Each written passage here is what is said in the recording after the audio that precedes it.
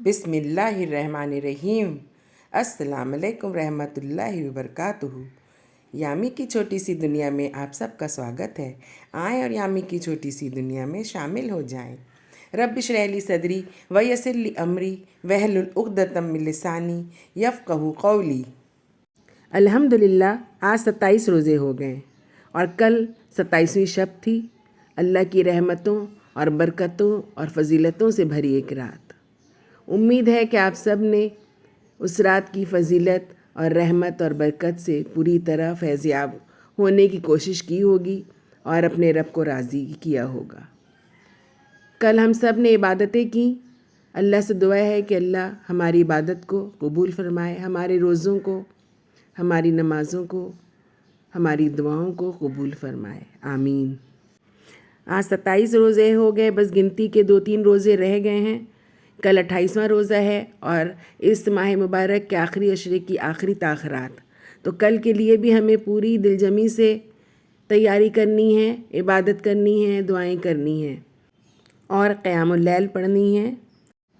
और सिर्फ़ कल ही क्यों, और सिर्फ़ माह मुबारक में क्यों, एक मोमिन को तो हमेशा अपनी ज़िंदगी अपने नबी की सुन्नतों के हिसाब से गुजारनी चाहिए, अपने नबी की सुन्नतों पे अमल करते हुए गुजारना चाहिए। और हमें हर वो अमल करना चाहिए जो हमारे नबी ने किया। हमारे नबी सल्लल्लाहु अलैहि वसल्लम ने जिस तरह नमाज़ें पढ़ी उसी तरह नमाज़ पढ़नी चाहिए। जिस तरह हमारे नबी सल्लल्लाहु अलैहि वसल्लम ने क़यामुल लैल किया, हमें उसी तरह क़यामुल लैल करना चाहिए। जिस तरह हमारे नबी ने दुआएं की, हमारे नबी सल्लल्लाहु अलैहि वसल्लम ने दुआएं की, हमें इसी तरह दुआएं करनी चाहिए।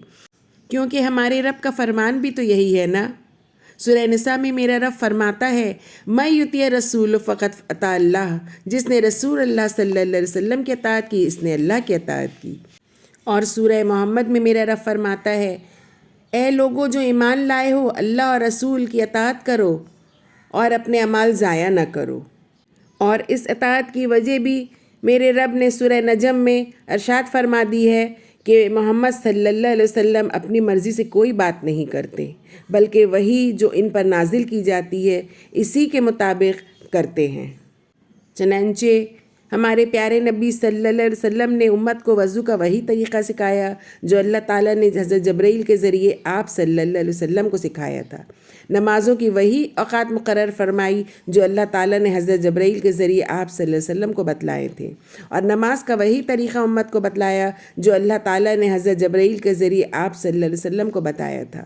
रसूल अकरम सल्लल्लाहु अलैहि वसल्लम के हयात तैयबा से ऐसी बहुत सी मिसालें मिलती हैं कि दीनी मसाइल के बारे में जब तक अल्लाह ताला की तरफ से वही ना आ जाती तो आप सल्लल्लाहु अलैहि वसल्लम सहाबा कराम रिज़वानुल्लाह अलैहिम अजमईन के सवालात के जवाबात नहीं दिया करते थे। बस हमें मालूम हुआ कि नबी सल्लल्लाहु अलैहि वसल्लम वो वही करते थे जो हमारा रब उन्हें कहता था। और अताअत नबी सल्लल्लाहु अलैहि वसल्लम अल्लाह की अताअत है। तो हमें अपने नबी की सुन्नतों पर चलना है। हमारे प्यारे नबी सल्लल्लाहु अलैहि वसल्लम ने जिस तरह नमाज़ें अदा की, जिस तरह रोज़े रखे, जिस तरह दुआएं की, जिस तरह इबादतें की, हमें भी इंशाअल्लाह उसी तरह से करनी है।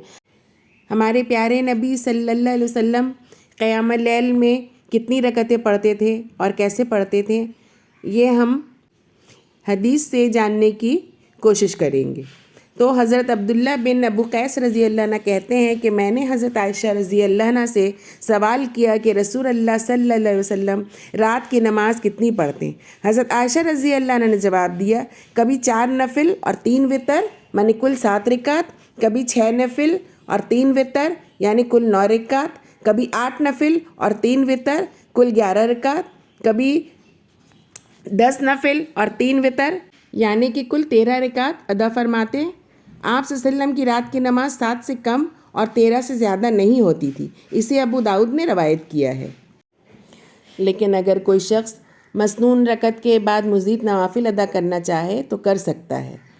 नमाज तहज्जुद में हमारे प्यारे नबी सल्लल्लाहु अलैहि वसल्लम ज़्यादातर 8 रकत नफिल और 3 वितर यानी कुल 11 रकात पढ़ते थे।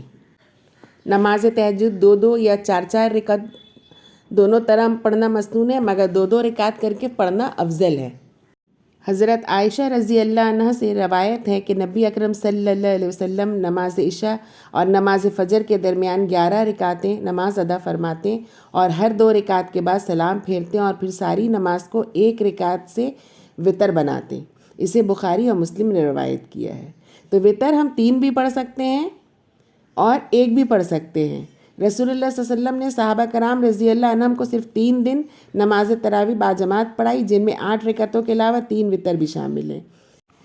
حضرت ابو ایوب رضی اللہ عنہ کہتے ہیں کہ رسول اللہ صلی اللہ علیہ وسلم نے فرمایا، وطر پڑھنا ہر مسلمان کے ذمے ہے، البتہ جو پسند کرے وہ 5 پڑھے، جو پسند کرے وہ 3 پڑھے اور جو پسند کرے وہ 1 پڑھے۔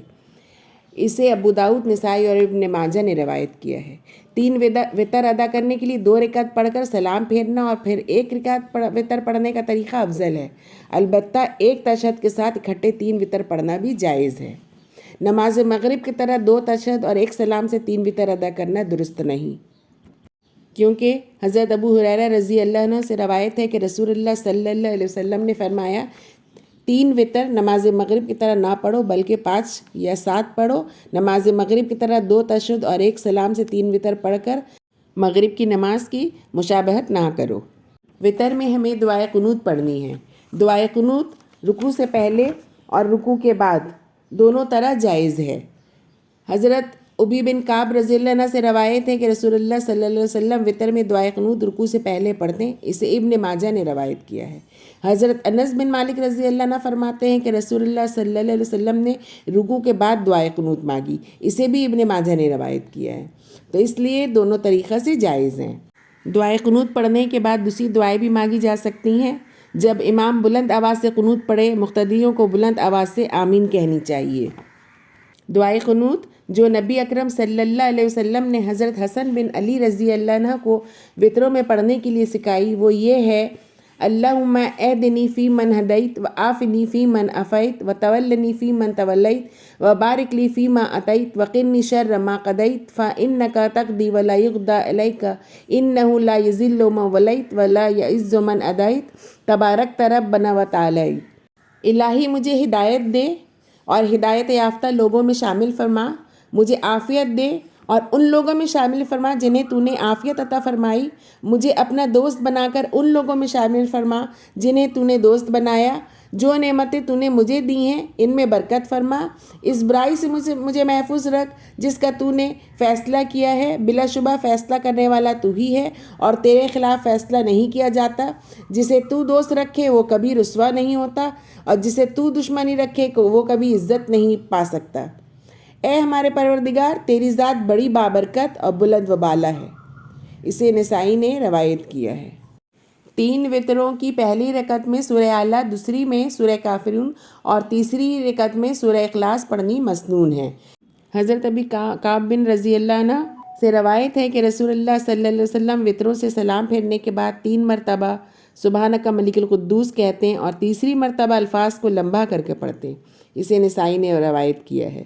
ہمارے پیارے نبی صلی اللہ علیہ وسلم اسی طرح قیام اللیل فرمایا کرتے تھے، تو ہم بھی انشاءاللہ اب سنتوں پہ عمل کرتے ہوئے قیام اللیل اپنے پیارے نبی صلی اللہ علیہ وسلم کی طرح پڑھیں گے اور ہمیں بہت ساری دعائیں کرنی ہیں، اور یہ دعا خاص کر کے پڑھنی ہے، اللہم انکا عفو تحب العفو فاعف عنی، کیونکہ حضرت عائشہ رضی اللہ عنہ سے روایت ہے کہ میں نے رسول اللہ صلی اللہ علیہ وسلم سے پوچھا کہ اگر میں شب قدر پالوں تو کون سی دعا پڑھوں، تو نبی اکرم صلی اللہ علیہ وسلم نے فرمایا، کہو یا اللہ تو معاف کرنے والا ہے، معاف کرنا پسند کرتا ہے، لہٰذا مجھے معاف فرما۔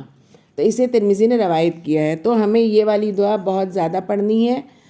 اس کے علاوہ بھی ہمیں اپنے رب سے بہت ساری دعائیں کرنی ہیں، اپنے لیے، اپنے اہل و عیال کے لیے، امت مسلمہ کے لیے، مجاہدین اسلام کے لیے، مسلم ممالک کے سربراہوں کے لیے، مسلم نوجوانوں کے لیے دعائیں، اسلام کی سربلندی کے لیے دعائیں کرنی ہیں، فلسطین کے مسلمانوں کے لیے دعائیں کرنی ہیں، غزہ کے بہن بھائی اور بچوں کے لیے دعائیں کرنی ہیں، ہماری مسجدوں کے لیے دعائیں کرنی ہیں، زندہ و فوت شدہ تمام مسلمانوں کی مغفرت اور بخشش کی دعائیں مانگنی ہیں۔ تو یا اللہ ہماری دعاؤں کو قبول فرما اور ہمارے روزوں میں ہماری عبادتوں میں جو کوتاہیاں ہو گئی ہیں رب العالمین اسے معاف فرما، آمین یا رب العالمین۔ خوش رہیں، اپنا خیال رکھیں، عبادتیں کریں، دعائیں کریں، انشاءاللہ پھر ملاقات ہوگی۔ اللہ حافظ۔